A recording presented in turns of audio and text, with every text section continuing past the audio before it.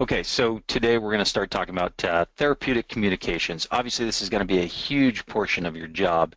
To be able to get an adequate history and do an adequate treatment, you've got to be able to talk to people and be able to relate to them. So you're going to basically have to come up with that strategy and be able to understand your patients, have them understand you, be able to talk and get that communication going. The words you choose, your tone of voice, your body language, all those expressive aspects are going to be how you're going to have to adapt to each situation to make it work, because every situation is going to be different. Not everything's going to be the same. Biggest thing is when you get there, you've got to be sincere and empathetic towards each of the patients there.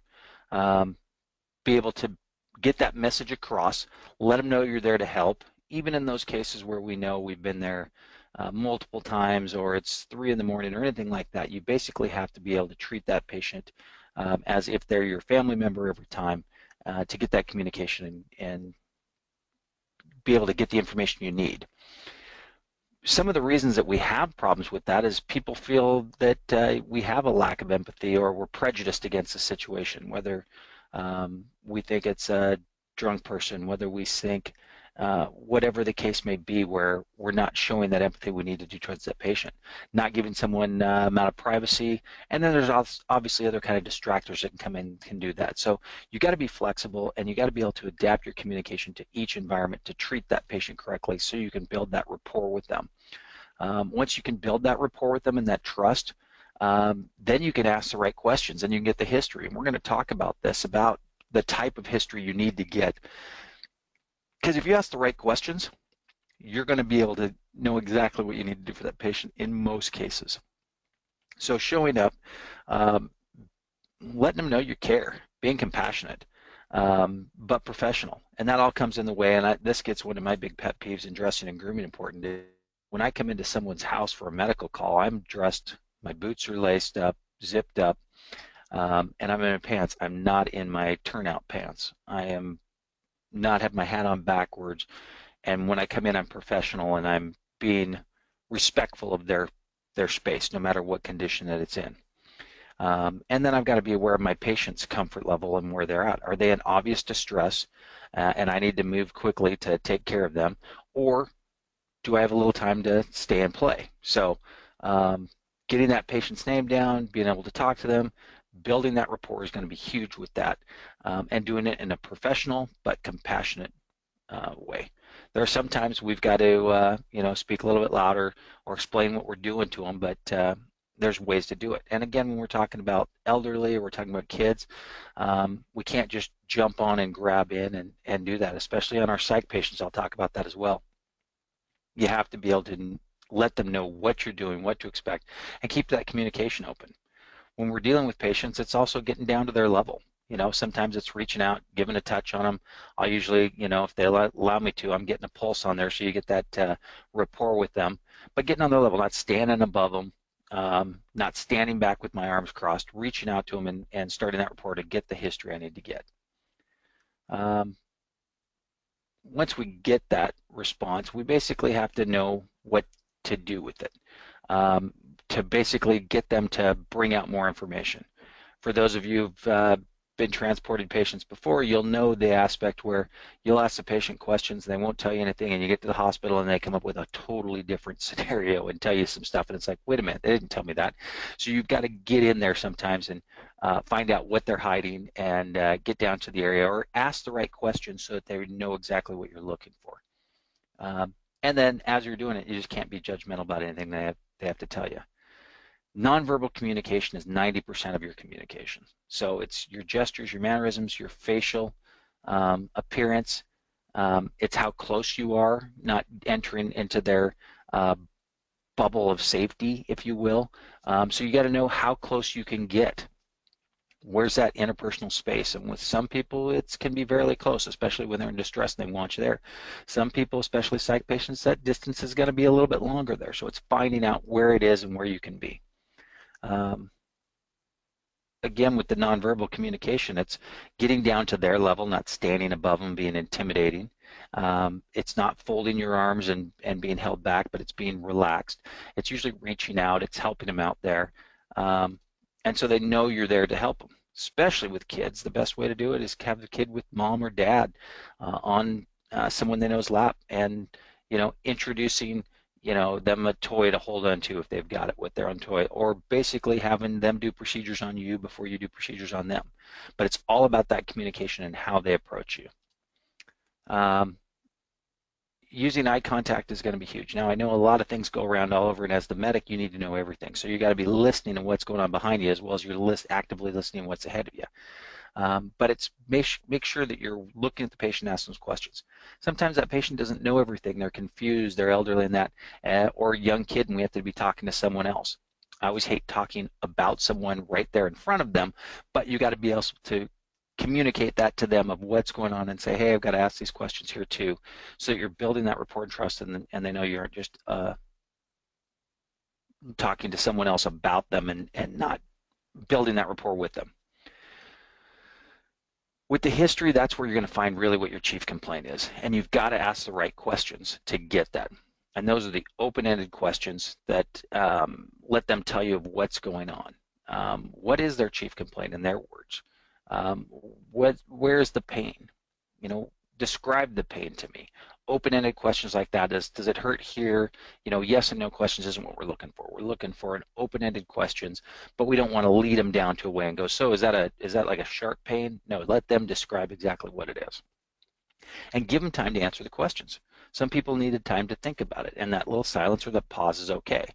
Too long a pause, we need to speed them up a little bit, but basically don't just ask a question and then start going right to the next question before you're even listening to what their response is. With every question you ask, there should be a purpose for it, and you should have an expectation of what to do based on their answer. So if you ask a question and they say yes, then you better have some plan for that too. If they say no, you better have some plan for what you're going to do. But ask pertinent questions to get to the history, to what's going on, and then be listening to what their responses are. You got to listen on that so you can even basically replay that back to them and tell them again, okay, so what it sounded like you said is that you're feeling this way. So you've got to be able to do that so you understand them, so they know that you're listening. They know you're caring about them, and then they can give you more information, and you got to continually ask the right questions.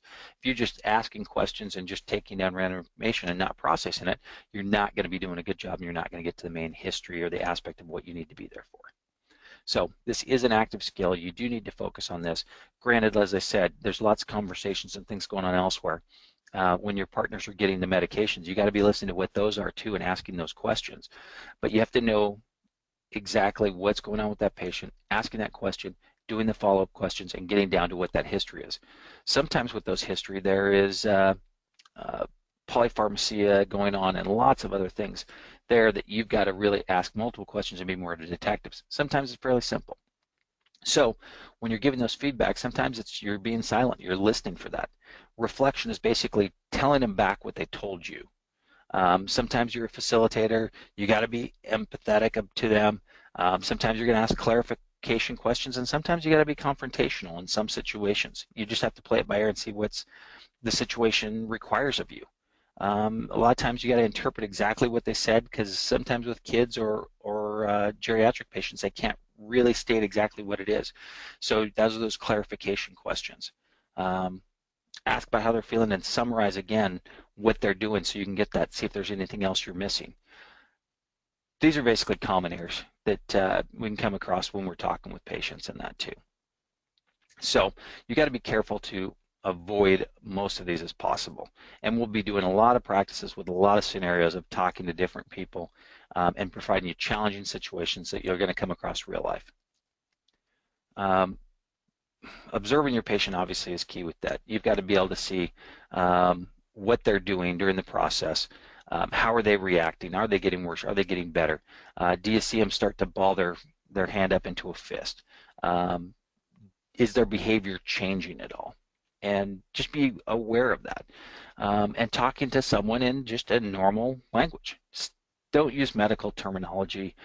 Doesn't need to be done in most cases on that, especially when you're dealing with the patient. Just ask the questions you need to do and communicate in a way so they understand, and they're going to be trusting you as opposed to thinking you're condescending or using something they don't quite understand. Um, each time you start an interview with someone different, especially with their special needs or challenges, you got to start it as you normally would, but you got to find a way to make those questions work. So, depending on whether this is a young kid, whether this is a teenager, whether this is an adult or a geriatric patient, each time requires a little bit different to it.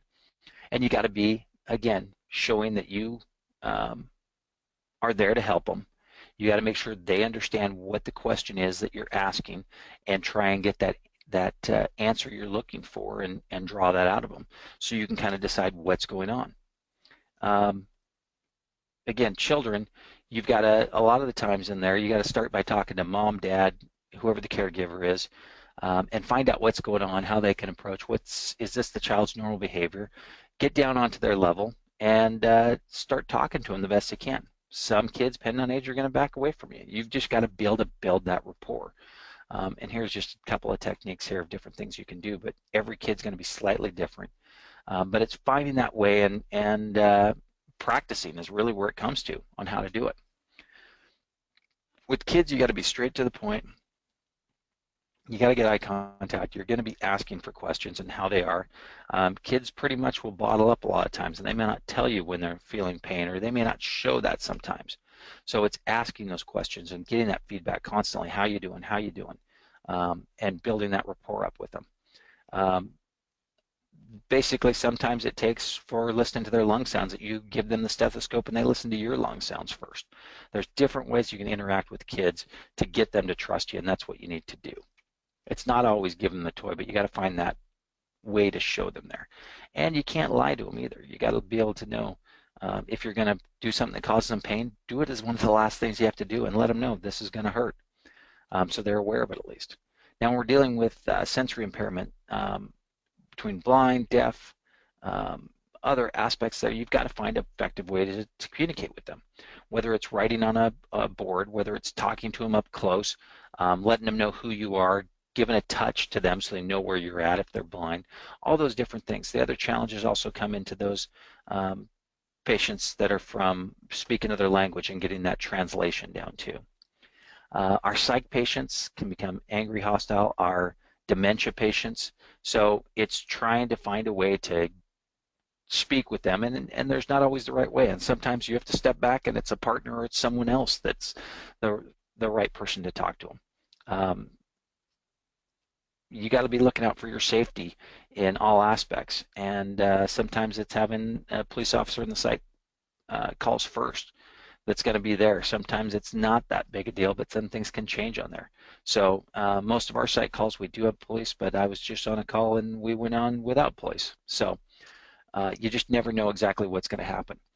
When we're dealing with other topics, especially possible rape victims, things like that, it's making sure you've got someone of the same sex talking. So for me, going up to a female who'd been raped in a situation, I'm probably not going to be the one asking them questions. I'm probably going to get a female EMS personnel to be talking with them.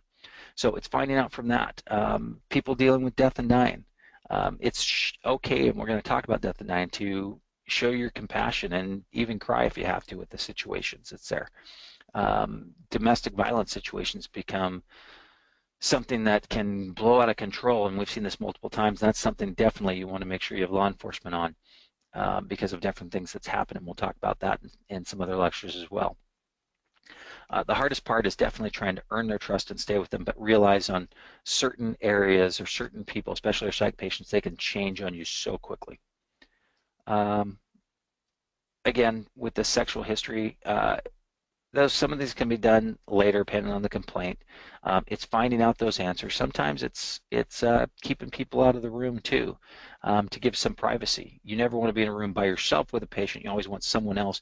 But sometimes we don't need 10 people on scene in certain cases. So it's also taking control of the scene to do that. And again, if a patient is talking to you and all of a sudden they go silent on there, what's changed? You know, see what's changed about it. See if their attitudes change. See if their facial structure has changed. See if someone has come into the room and something has changed. And it's being aware of your surroundings at all times. Sometimes we also have our very overly talkative patients, or our patients who want to get off track on there. And that's the part where we have to be a little bit confrontational sometimes to make sure we keep them focused, keep them on track, and we keep asking questions to bring them back to where it is, because that happens a lot of times, especially with our elderly patients or sometimes with kids. So be aware of that. But you have to ask those questions because, especially as we're dealing with our elderly patients too, they can have multiple things that are going wrong with them, and we don't know. So we have to be that detective, asking those right questions, kind of leading down the path to find out what exactly is going on. And there's going to be some patients you may not know exactly what's going on, and you'll drop off to the ER doc, and they don't know quite exactly what's going on until more tests or more things are done. And then with our anxious patients, again, you can let them talk about their anxiety or the transports there, but you've got to let them know and reassure them that you're going to help them and be there along the way, or whoever will be. So, and reassurance is going to be a big thing, especially for those patients. For our intoxicated patients, yeah, they can be your best friend and then they can be your enemy in just a second. So it's really watching your environment, watching their facial structures, their body language, their changes, and be looking for those changes. Again, these patients too, you need to basically make sure you've got other people around you and keep your distance because you never know what's going to happen. With both of these categories here, it's finding a way to relate to them, to reassure them, and to talk about as much as they can do. And not everyone is going to be an expert at this, but it's at least getting them to someone who can talk to them and is an expert talking with them, and that's sometimes convincing those people that they need to go into the psych ward and just get someone else to talk to. So, and then always the stories that change, that something's always going to go different on them. Again, you just have to keep and try and keep people on track, find out what's going on, and in cases like this, you may have to be getting bystander information to know exactly what's going on. We'll talk about delirium and dementia in another lecture, so I'm not going to get too much in this, but these are ones that are going to be definitely harder to get an accurate history, and you're really going to be talking to caregivers and bystanders. And for those patients who just aren't able to communicate the information or understand you, again, it's going to be more that bystander information is going to be what you need to do to get that information from them. That's where we talk about the family and friends can give you a lot of things, but you have to be careful who you're talking to and who you're giving the information to with those HIPAA compliances. Then the last thing we'll talk about, and that'll be the big thing for you, is getting that patch report done and knowing exactly what to patch over the radio and the information you need to pass on to the nurse or the doctor you're transporting and interacting with.